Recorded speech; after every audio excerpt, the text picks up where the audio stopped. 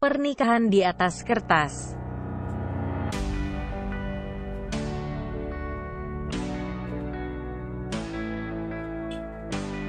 Jangan lupa subscribe ya, dukungan kalian untuk berkembangnya channel Novelku.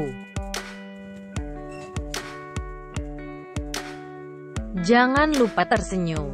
Kamu berhak bahagia, setidaknya untuk orang-orang yang kamu sayangi. Jangan lupa jaga kesehatan ya.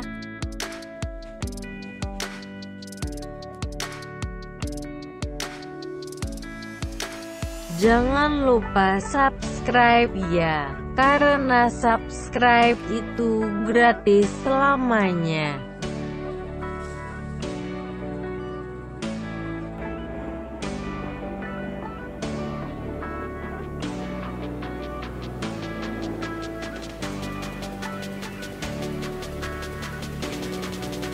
Chapter 118.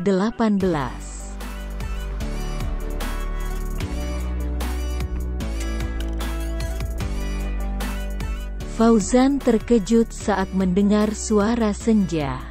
Matanya terpejam tapi telinganya begitu peka mendengar. Oh bukan, matanya yang terpejam bisa mengamati gerak-gerik Fauzan. Sungguh mengerikan. "Bukannya kamu tidur?" tanya Fauzan terkejut. "Dari tadi kan kamu pulas. Kenapa tiba-tiba jadi bisa ngerespon suara aku?"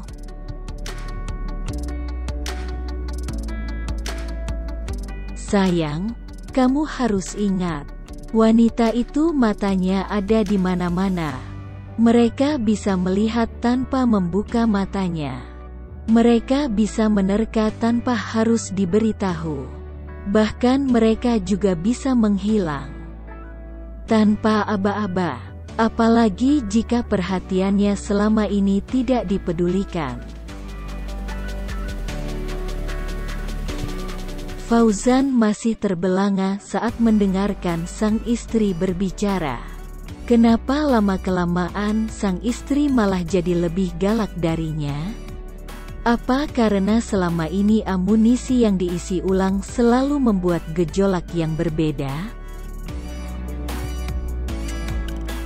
"Kamu tuh, dikit-dikit galak, ucap Fauzan terjeda dan langsung diserobot oleh senja.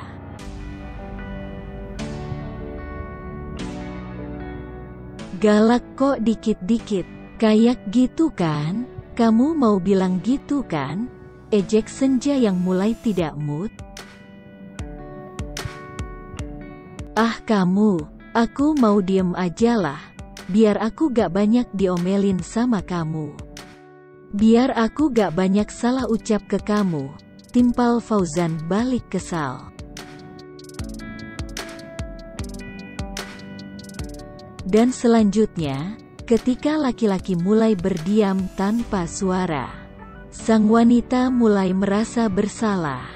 Meski egonya tetap saja tidak mau kalah. Tentunya masih ingin mau merasa benar, tanpa disalahkan tentunya. Dasar gak peka, orang tuh kalau salah harusnya minta maaf. Bukan malah balik ngediemin. Ah ampun deh, gak bisa ngertiin banget. Kesel banget aku, kesel senja semakin menjadi-jadi. Semakin tak bisa diprediksi. Wanita, hormonnya memang seringkali membuat laki-laki menjadi orang paling tersalah di dunia ini. Bukankah memang selalu seperti itu? Sabar, ya tentu, itu memang seharusnya begitu. Hei Fauzan sabar, inilah resiko menikahi seorang perempuan. Hatinya lembut tak mudah untuk dibentuk. Perasaannya yang terlalu peka, tak mudah untuk mengabaikan sesuatu. Beruntung aku sangat mencintainya, kalau tidak, mungkin hidupku sudah tidak terstruktur lagi saat ini. batin Fauzan sambil menatap lembut sang istri.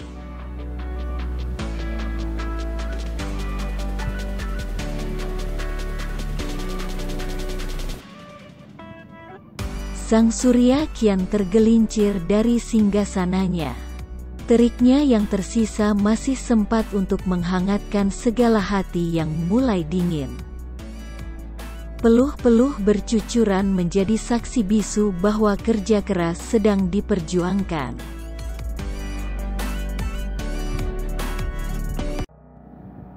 Para hati yang kosong, hati yang terluka, kian membeku seiring waktu. Menjadi kebas saat yang dipertahankan tidak menuai harap.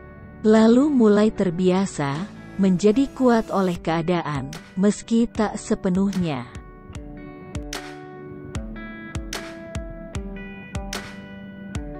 Clarlista kini mengerutuki dirinya yang berada pada posisinya yang mungkin salah. Pijakannya yang terlalu tinggi hingga tak cukup kuat menahan impiannya. Untuk seorang laki-laki yang mungkin tak mengindahkannya. Mikirin Rian ya, kakak tahu kok, Clar. Ah, anak muda. Membuat seorang anak belia selalu termenung dengan pandangan kosong itu sangatlah mudah. Hanya dengan membuatnya jatuh cinta begitu dalam. Memperhatikannya dengan segala detail kehidupannya. Memahami segala rincian hal kesukaannya. Lalu meninggalkannya tanpa sedikit harapan untuk kembali sekalipun.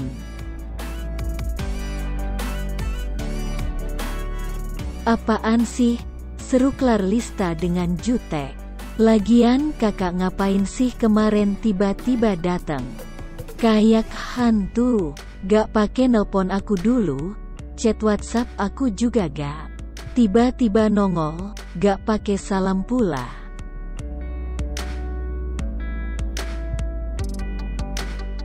Emang sejak kapan kakak harus permisi kayak gitu? Toh kalau di rumah dulu juga kakak main masuk aja kan ke kamar kamu. Ini kan tempat umum, siapapun boleh masuk bukan? Jangan mengarang emang kamunya aja yang gak mau ketahuan kalau lagi berduaan kan? Tanya Kevin berusaha benar. Udah salah, sok tahu lagi, sahut Clarlista sambil menghabiskan makan malamnya. Kak, dengerin aku ya, Rian itu bukan siapa-siapa aku. Jadi stop mengintimidasi Rian kayak kemarin lagi ya.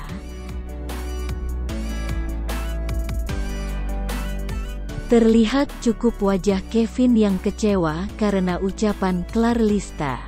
Ya, memang Rian bukanlah siapa-siapa bagi Clarlista. Tapi sayangnya pengharapan Kevin akan sosok laki-laki yang bisa melindungi Clarlista itu ada pada Rian. Bukankah berharap itu tidak ada salahnya?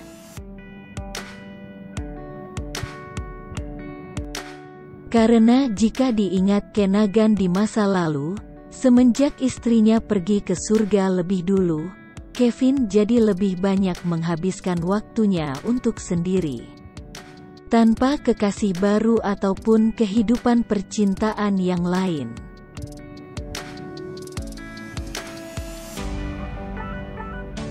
Rasa cintanya untuk mendiang sang istri tercinta sangatlah besar. Hingga ia tak mampu lagi untuk menyisakan hatinya untuk hati yang baru. Itulah sebabnya sampai saat ini ia hanya fokus pada adiknya. Kakak tuh butuh pendamping baru. Carilah, biar kakak tuh gak merasa kesepian. Tentang aku masih nyaman kok hidup begini, toh nanti kalau ada laki-laki yang emang bener serius sama aku. Bener-bener mencintai aku dengan tulus, aku juga akan beritahu kakak. Aku janji, ucap Clarlista memberikan pengertian. Kakak hanya ingin kamu merasakan indahnya dicintai. Karena tulusnya cinta, itu akan sulit untuk dilupakan. Sangat sakit untuk bisa digantikan. Karena yang namanya cinta yang tulus, itu gak akan pernah bisa tergantikan.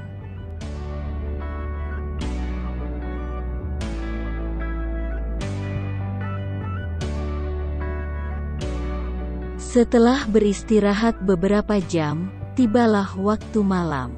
Waktu yang cukup bisa mengumpulkan para penghuni rumah mewah Arsyadinata. Tak terkecuali Neta yang tinggal di paviliun. Fauzan dan Senja menuruni anak tangga rumah. Ia berharap bisa membagikan beberapa oleh-oleh untuk adik dan orang tuanya. Tapi sayangnya, mereka sama sekali tak melihat keberadaan Neta.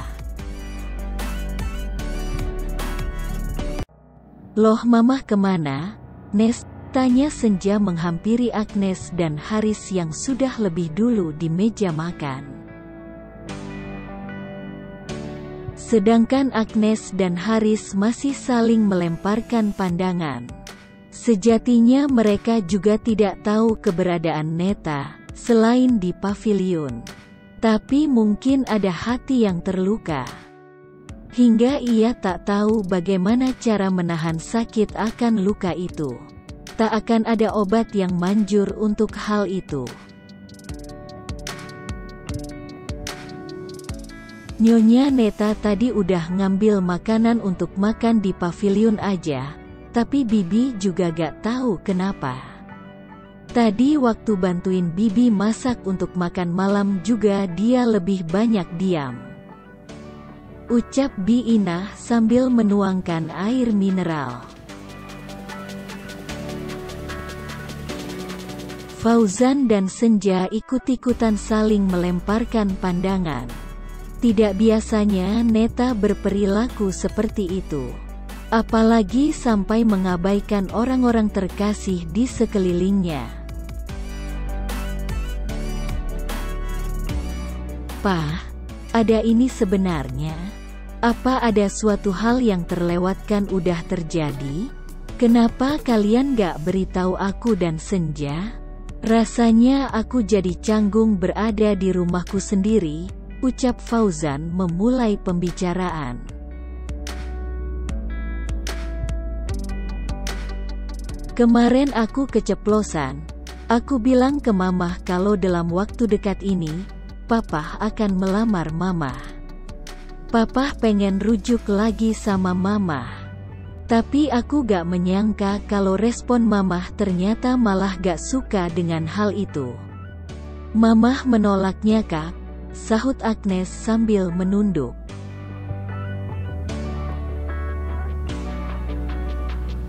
"Papa mau rujuk sama Mamah?" tanya Senja terkejut. "Kenapa gak bicarain dulu sama kita?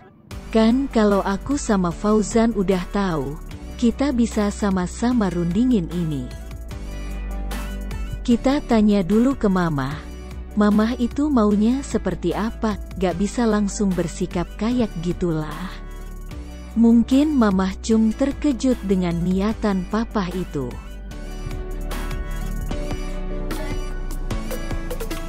Haris terdiam. Sebenarnya ini bukanlah rencana yang dadakan. Sebenarnya keinginan itu selalu ada dari semenjak sidang perceraian kala itu. Tapi hal itu hanya ia pendam sendiri. Bahkan sampai detik ini. "Papa beneran mau rujuk sama Mamah dalam waktu dekat ini?" tanya Fauzan serius mengintimidasi.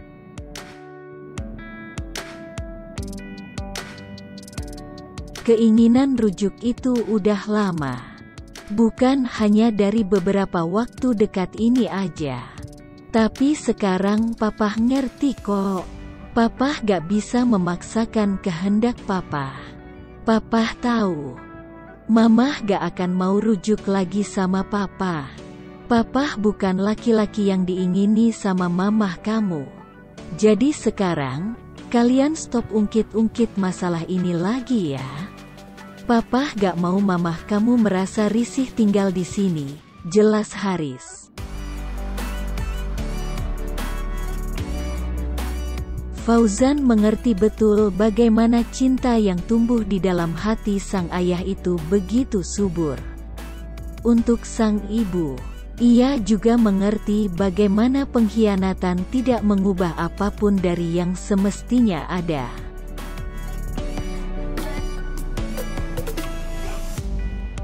Papa jangan kecil hati ya. Mungkin kita akan coba untuk ngomong baik-baik sama mama. Maunya mamah itu apa? Apa emang mamah masih punya perasaan yang sama ke papa? Tapi aku mohon banget, papa harus siap untuk kecewa. Kalau nanti jawaban mamah gak sesuai dengan ekspektasi papa, tambah Fauzan memberikan pengertian.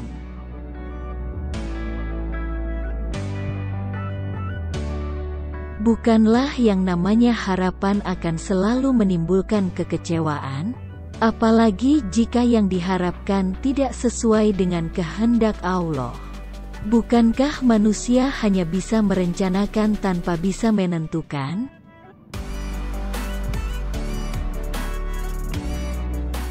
To be continue.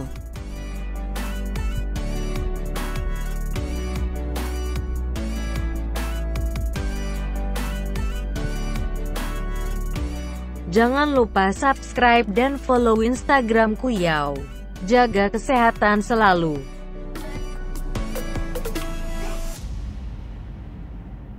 Thanks for watching.